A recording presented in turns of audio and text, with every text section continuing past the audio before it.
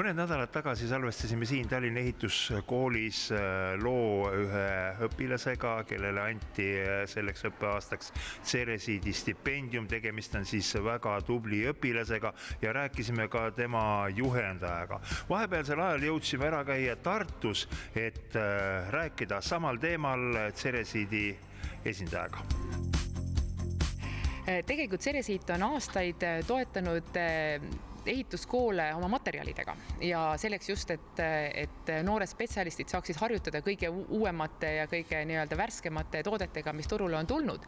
Aga paar aastat tagasi hakkasime mõtlema, et sellest kõigest on vähe, et tegelikult võiks hakata motiveerima neid noori inimesi, kes meie materjalidega töötavad ja anda neile ka väikese omapoolse sellise tõuke, et nad tahaksid selles vallas olla tõsiselt head, et nad tahaksid ennast arendada ja et nad tunneksid ka seda väärtust, mis nendel on tegelikult ettevõtjate silmis.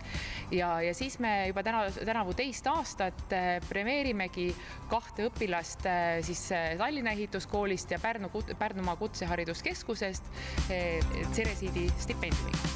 Aga nüüd see toetamine materjaliga, kaasaegse uue materjaliga.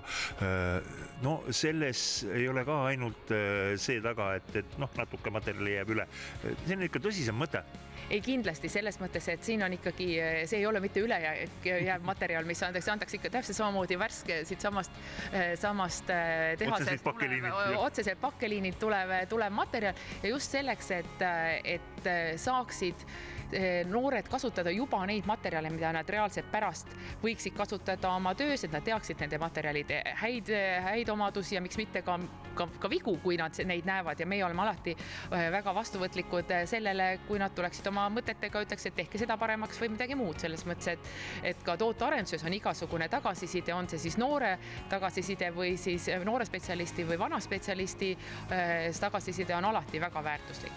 Ja samas igal materjalil on omad eripärad ja tuleb ennast harjutada materjaliga koos elama, see on ju väga-väga oluline. Täpselt nii, sellepärast me just seda praktikat pakumegi, et mitte harjutada lihtsalt mingisuguse materjali peal, vaid ikkagi sellega, mida reaalselt turul kasutatakse ja Ceresiit on väga vana kaubamärk, tegelikult märk ise on rohkem kui 110 aastat vana.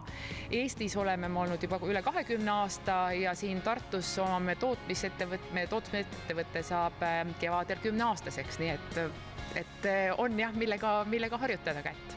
Igastahes tegemist väga toreda algatusega, väga toreda ettevõtmisega ja ma olen kindel, et kui selline tegevus leiab ehitusmaterjalide tootjate ja ka ehitusfirmade hulgas natukene laiemat kõlapinda, siis ka see on üks hoob propageerimaks ja tutvustamaks kutseharidust.